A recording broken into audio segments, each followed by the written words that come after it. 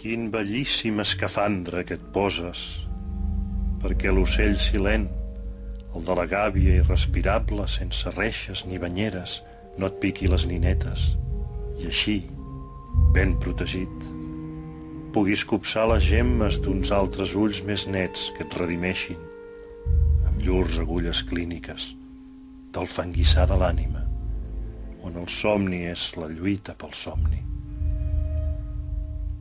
Puja més que no això, encara més alt que cap nivell és el tot, i tu pots veure'l rendit i estabornit. Fora pecat girar-s'hi d'esquena i no mirar-se en el mirall de l'immirat, que estàs magnífic, no mostrant-te com ets, i sí com la màscara, vestit i sumptuós i alimentat amb les sobres del pare.